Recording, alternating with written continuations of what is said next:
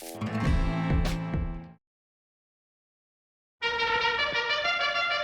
of her, men fight heroically.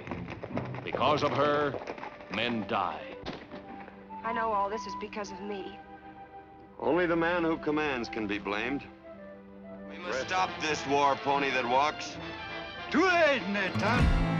Too late.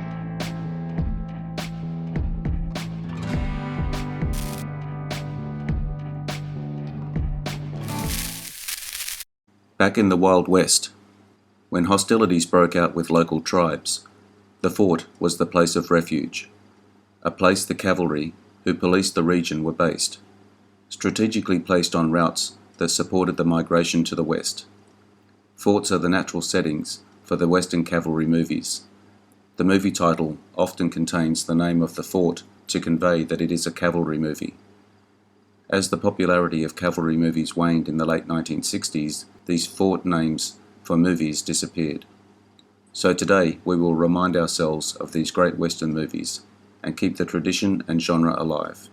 Remember, we are here to celebrate the genre and pass it on to our younger generation. If you enjoyed this video, hit the notification button to get my new videos. If you want to check out my many other videos, head over to my channel. The link is in the description. Let's get into it.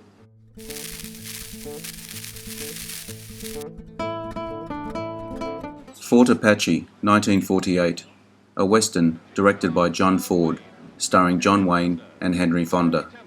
The film was the first of the director's Cavalry trilogy, followed by She Wore a Yellow Ribbon, 1949, and Rio Grande, 1950, all starring Wayne. The film was one of the first to present an authentic and sympathetic view of Native Americans. Movie critic Dave Kerr called it one of the greatest achievements of classical American cinema, a film of immense complexity that never fails to reveal new shadings with every viewing, and among the first pro-Indian westerns, in its portrayal of indigenous Americans with sympathy and respect.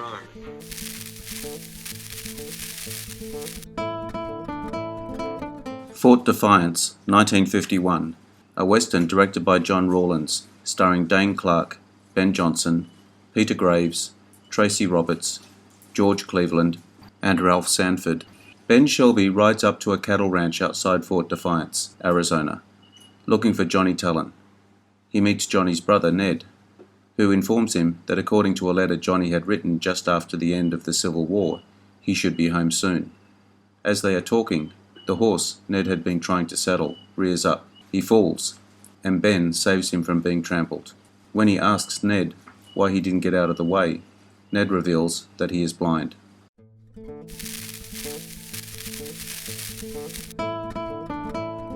Fort Worth, 1951, a western directed by Edwin L. Marin, starring Randolph Scott. It is Marin's final directing work, as he died 2 months before the release. Former gunfighter Ned Britt sets up shop in Fort Worth, Texas. As a newspaperman, he falls in love with Flora Talbot, who is the fiancée of a former friend, Blair Lunsford. Britt tries to expose the crooked cattle baron, Gabe Clevenger, in his newspaper. Clevenger resorts to violence in order to prevent the arrival of the railroad at Fort Worth. Britt has to rethink his journalistic methods to stop him and resorts to violence himself.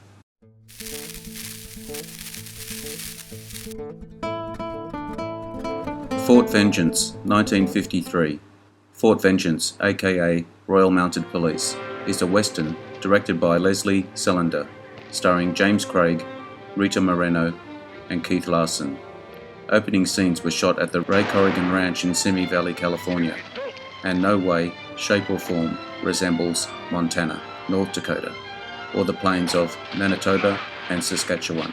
Two North Dakota brothers, James Craig, Keith Larson, flee to Canada and join the Mounties during an Indian dispute.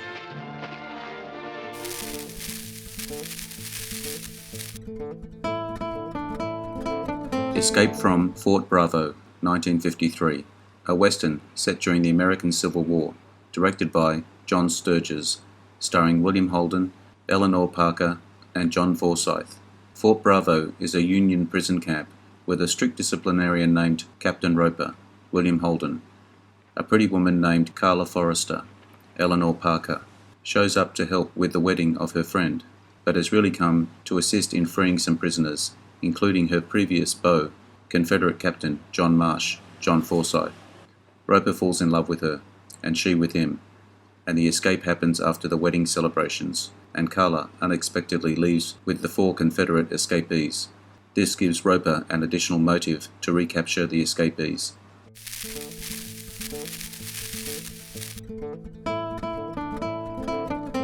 Fort Yuma, 1955, a western directed by Leslie Selander, starring Peter Graves, Joan Vons, John Huston, and Joan Taylor. When word reaches the US Cavalry Command that an Apache chief's son is planning an attack on Fort Yuma, a column of soldiers led by Lieutenant Ben Keegan is sent to deliver ammunition and supplies. Keegan has a long-standing hatred of the Indians and even resents that his chief scout, Sergeant Jonas, is an Apache himself. Accompanying them is missionary Melanie Crown, an educated and enlightened woman from the East who despises prejudice and strongly believes everyone can live together in harmony, and the sergeant's sister, Francesca, whose mutual attraction with Keegan is complicated considering his views.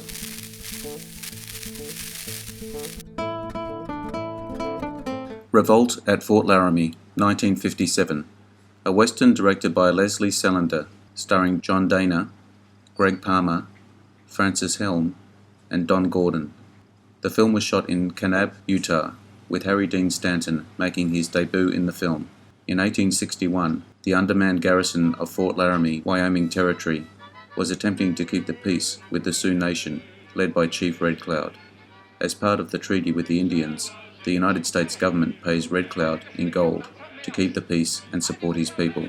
However, Red Cloud comes up with the idea of stealing the gold and using the non-payment as an excuse to go to war. Meanwhile, as the United States faces events that lead to the American Civil War, the garrison of the fort is split in their sympathies. A third of the men, led by Sergeant Darrach, support the Confederate States of America, while the rest, led by Sergeant Serrell, support the Federal Union. When the garrison hears about the Battle of Fort Sumter, the Confederate faction not only wants to leave the army, but capture the fort and take the gold shipment due to be paid to Chief Red Cloud to Texas.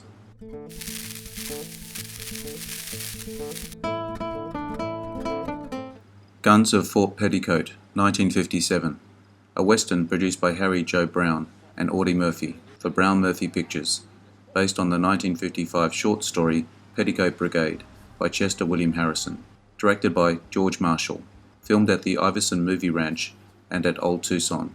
The fictional story tells the tale of an army deserter training a disparate group of women to become Indian fighters, climaxing in a battle of the Alamo-type action. In 1864, during the American Civil War, Texan Lieutenant Frank Hewitt, Audie Murphy, was serving with the US Cavalry under Colonel John Chivington.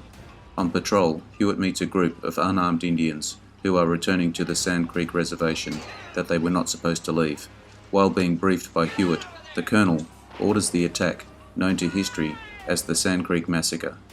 Hewitt not only disagrees with the punishment of the Indians, but realizes they will use the attack as an excuse to unite and spread terror throughout the Southwest, including his own hometown in Texas, which has sent most of its men to fight for the Confederacy.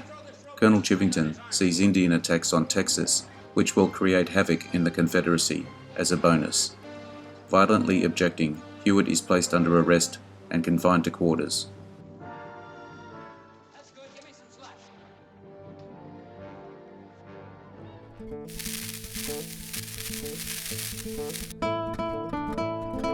Fort Dobbs, 1958, a western, the first of 3 directed by Gordon Douglas, to star Clint Walker.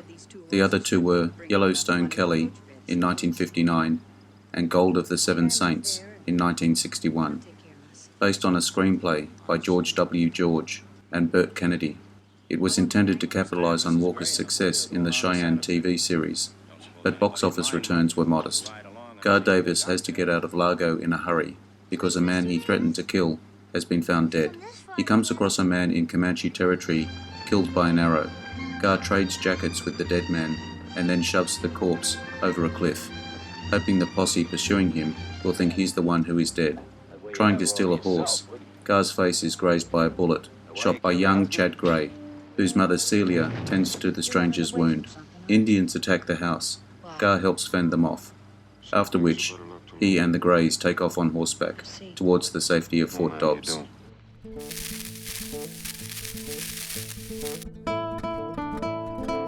Fort Massacre, 1959, a western directed by Joseph M. Newman, starring Joel McCrea, Forrest Tucker, John Russell, and Susan Cabot. A possibly mad cavalry commander leads his troops through dangerous Indian territory. An embittered cavalry sergeant must take over his regiment after their commanding officer is killed during an ambush. Vincent is driven by his hatred of Apaches, who were responsible for the death of his wife and children. He and his remaining men, including Travis and McGurney, try to ride 100 miles to the safety of Fort Crane, a fictional analogue of Fort Crane in New Mexico Territory. Along the way they attack an Indian band, despite being heavily outnumbered. Vincent's vengeance knows no bounds, until Travis is ultimately forced to take a stand and confront him.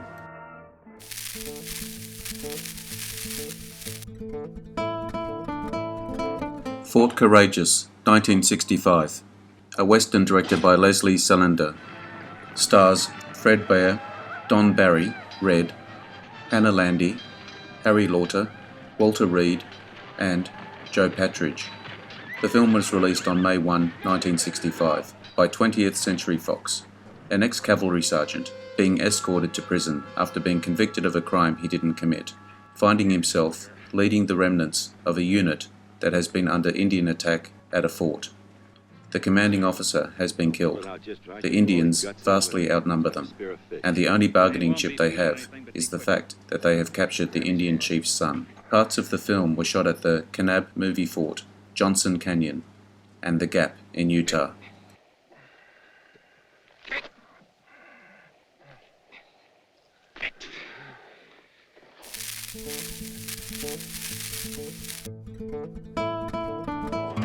If you want to see all my new videos as they come up, subscribe and hit the notification bell.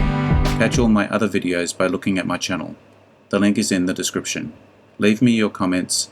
Check out my Facebook page as well. Like and share. I am Wrangler. Adios. See you again soon.